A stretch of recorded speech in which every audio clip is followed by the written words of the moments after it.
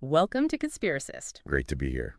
Today we're doing a deep dive into a pretty intriguing hypothesis.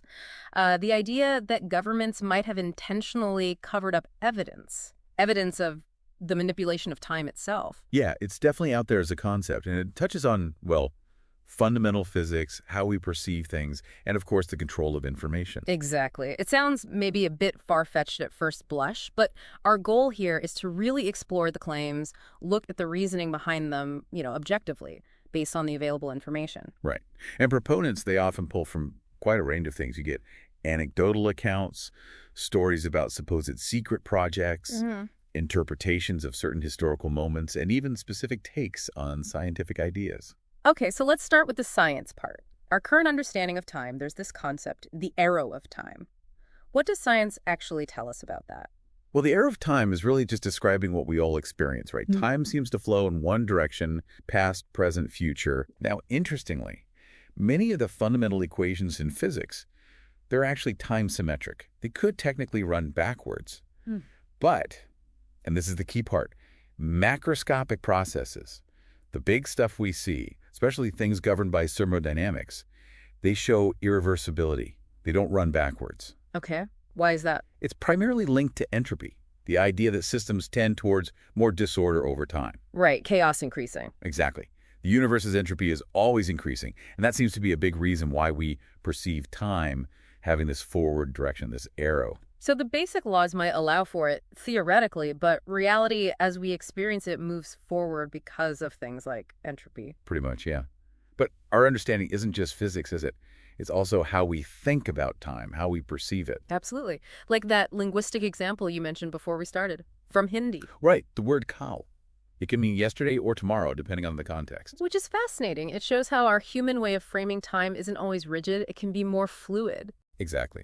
It suggests our perception isn't just a direct mirror of some absolute physical reality. It's shaped by our language, our concepts. And that brings us neatly into the philosophical side, the A theory versus B theory debate about what time is. Can you break those down a bit? Sure. So A theories basically say that tense is real and fundamental. The past is gone, the future isn't here yet, and only the present moment is truly real, and it's constantly changing, moving. That feels intuitive, right? Like how we experience time flowing. It does. It matches that feeling. But then you have B theories. They argue that all points in time, past, present, future, are equally real. They all exist sort of laid out in a block universe. A block universe? Yeah, like a static landscape. And our feeling of time passing, according to B theory, is just a subjective perception, how our consciousness moves through that block. So A theory is a moving spotlight of now. B theory is the whole film strip existing at once. How does Einstein fit into this? Special relativity, time dilation. Does that prove time can be messed with? Well, special relativity definitely showed that time isn't absolute, it's relative. Time dilation is a real proven effect. Time can pass at different rates for observers moving at different speeds or in different gravitational fields. It's a scientifically validated way time is experienced differently. But that's due to velocity and gravity, right? Not someone, intentionally manipulating it with a device. Precisely. That's a crucial distinction. It shows our common sense idea of universal constant time isn't quite right, but it doesn't automatically support the idea of, say, government time machines. Okay, good clarification. So let's pivot to those specific claims about direct manipulation. There was that quote, Michael Kratsios, former White House science advisor, talking about technologies that permit us to manipulate time and space. That sounds pretty direct. It does, and that quote certainly made the rounds online. People jumped on it as maybe a slip-up in admission. Yeah, I can see why. But you have to look at the broader context. In the same statement, he also talked about technologies that leave distance annihilated, cause things to grow, and improve productivity. Okay. So when you see the whole picture, it sounds much more like he could have been talking about advancement. We already understand high-speed communication, fast travel, maybe advanced manufacturing or agriculture, things that radically change how we experience distance and efficiency over time. Right, things that compress time and space in a practical sense, not literally bending space-time. It seems like a more plausible, less exotic interpretation, yes. Okay. Though the phrasing was certainly ambiguous. Okay. What about places like Camp Hero, Montauk? Those names pop up a lot in these kinds of discussions. What are the theories there? Right, the Montauk Project theories. They generally claim there's, or was, a secret underground base at Camp Hero on Long Island. Uh-huh. And the stories allege all sorts of experiments happen there. Mind control, teleportation, and yes, time travel. Often, the claim is the site was active for much longer and involved far more than the official records show. And the evidence for this? It tends to rely heavily on anecdotal accounts, eyewitnesses who claim they were involved or saw things. Some point to unusual radar equipment or the site's history. But verifiable proof, hard evidence of government time travel experiments there. Yeah. It's lacking. So intriguing stories, but thin on concrete evidence. Similar situation maybe with Project Pegasus and Andrew Basiago's claims. Very similar, yes. Andrew Basiago was given very detailed accounts claiming he was part of a DARPA program as a child. DARPA, the Defense Research Agency. Correct. Claiming he physically time-traveled to the past, even saw Lincoln at Gettysburg, and also traveled to the future. Wow. That's quite a claim. It is. And again, while the narrative is specific, there's no independent corroboration. No documents, no other verifiable witnesses have come forward. The mainstream scientific and historical communities generally dismiss these accounts due to the lack of evidence. It does seem like these narratives often build on a feeling of secrecy, things happening behind closed doors. What about the older one, the Philadelphia experiment? That's been around for ages. Ah, yes, the classic. That's an urban legend dating back supposedly to World War II. Right. The allegation is the U.S. Navy tried to make a ship, the USS Eldridge, invisible using electromagnetic fields based on Einstein's unified field theory ideas. And the story goes, it either teleported, possibly through time, or became invisible with disastrous consequences for the crew. Sounds dramatic. But the Navy? The Navy has consistently denied it ever happened. And like the others, there's never been any credible physical evidence, documents, anything concrete to back up the story, despite decades of searching by enthusiasts. It remains firmly in the realm of urban legend. Okay, so across these examples, Kratzius's quote, Montauk, Pegasus, Philadelphia, we see compelling narratives, maybe some ambiguous circumstances, but a real lack of solid, verifiable proof. That seems to be the pattern, yes. Now, let's think about how something like this could be kept secret, if it were real. The idea of media bias and information control comes up. How does that concept fit in? Well, media bias, just generally, is when news coverage is skewed, maybe intentionally or not, and it affects how people perceive the facts. Right. You could maybe even think of it with a simple idea like bias equals the total information available minus the purely objective information. B equals IO. There's always some slant, some selection. Interesting way to put it. Now, if a government did have something world-changing like time manipulation tech and wanted to hide it, controlling the media narrative would be absolutely critical. How so? They might try to downplay any leaks, maybe discredit anyone making claims, push alternative explanations for strained events, basically manage the flow of information so the public doesn't catch on or doesn't believe it if they do. We've seen media used strategically before, haven't we? Like in wartime. Oh, absolutely. During World War II, for example, it's well documented how media in Allied countries and Axis countries, too, was used to boost morale, support the war effort, often by framing events in a very specific way, sometimes dehumanizing the enemy. So information became a tool of strategy. Exactly. It shows that large-scale shaping of public perception through media is definitely possible, especially when national security or, potentially paradigm-shifting secrets are involved. So the historical precedent is there.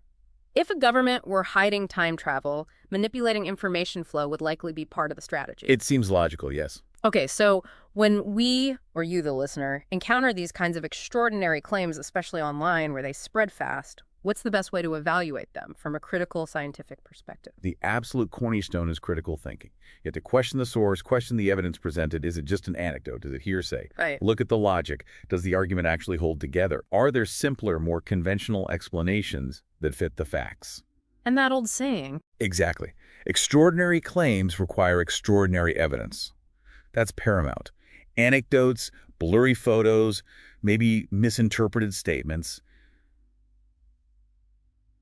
they just don't meet the high bar needed for something that would overturn fundamental physics. It really has to be solid, repeatable, verifiable proof. Precisely. Now, the idea of time travel itself, forgetting the government conspiracy angle for a moment, it has its own theoretical problems, doesn't it? Like the grandfather paradox. Ah, yes, the classic paradox. It really highlights a potential logical nightmare with backward time travel. Can you remind us how it goes? Sure. The scenario is you travel back in time and you prevent your own grandfather from ever meeting your grandmother. Maybe you accidentally cause him to miss the train where they met, something like that. Okay. Well, if they never meet, one of your parents is never born.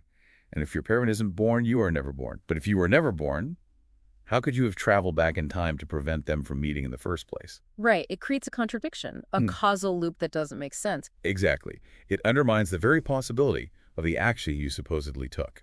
So are there any theoretical ways around these kinds of paradoxes? Well, physicists and philosophers have definitely thought about it. One idea involves wormholes. Like in sci-fi, tunnels through space-time. Sort of, yeah. Hypothetically, they could connect distant points in space or maybe even different points in time, but their existence is purely theoretical. We've never seen one. And keeping one stable and traversable, theorists think, would require something called exotic matter stuff with negative mass or energy, which we also haven't observed. So wormholes are a long shot, theoretically speaking. A very long shot, yes. Another idea, maybe more popular in fiction but also discussed theoretically, is the multiverse or many worlds interpretation. Parallel universes. Right. The idea here is that if you go back in time and change something, like preventing your grandparents from meeting, you don't actually change your past.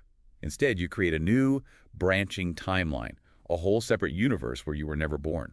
Ah, so your original timeline remains intact, and the paradox is avoided because the change happens in a different reality. That's the concept, yes. Yeah. It neatly sidesteps the contradiction. Interesting. What about Stephen Hawking? Didn't he have an idea about this? Chronology protection. He did? Yeah. Hawking proposed the chronology protection conjecture. Yeah. It's basically the idea that the fundamental laws of physics themselves might conspire to prevent time travel into the past, at least on macroscopic scales. Oh.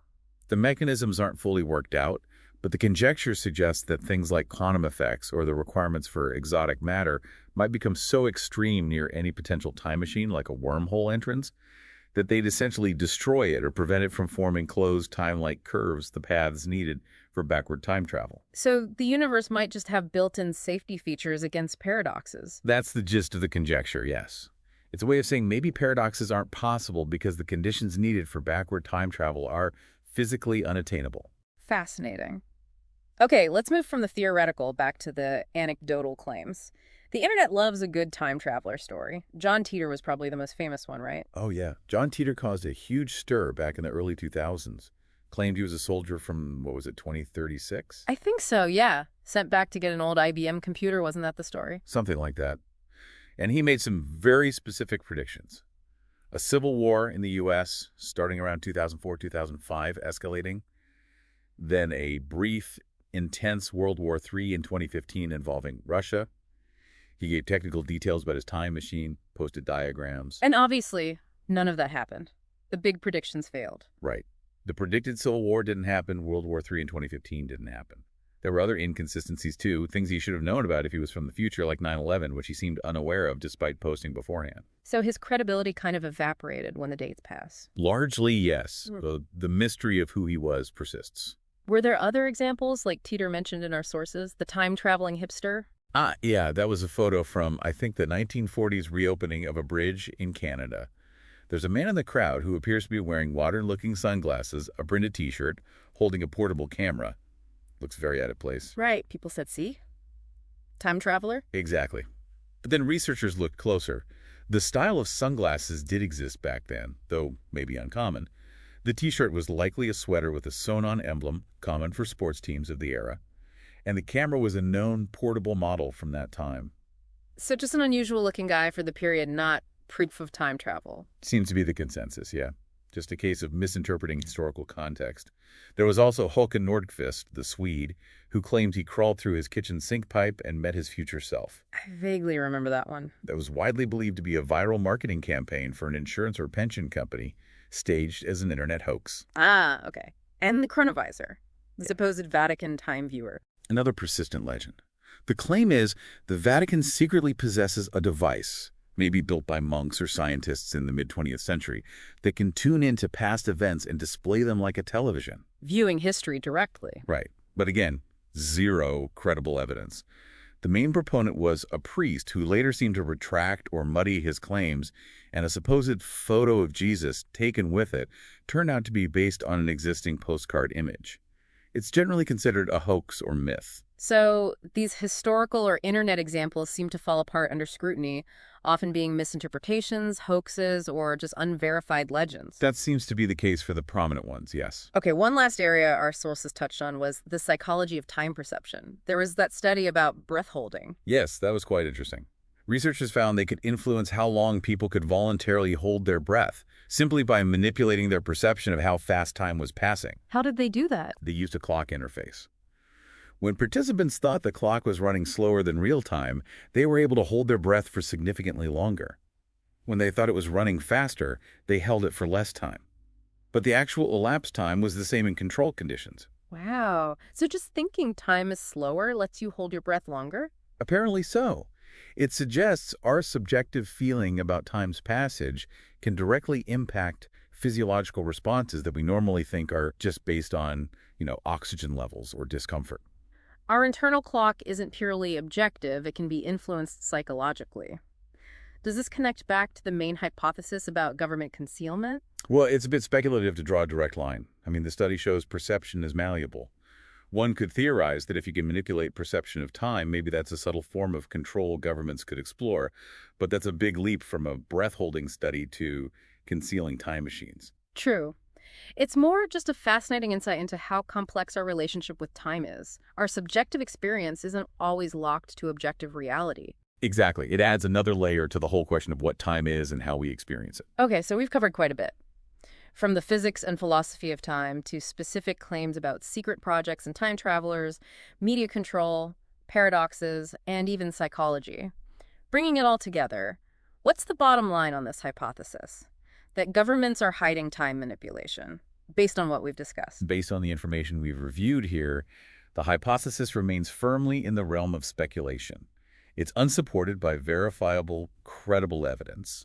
While you have these compelling stories, these interpretations of ambiguous events or statements, and intriguing theoretical physics possibilities, none of it crosses the threshold into solid proof.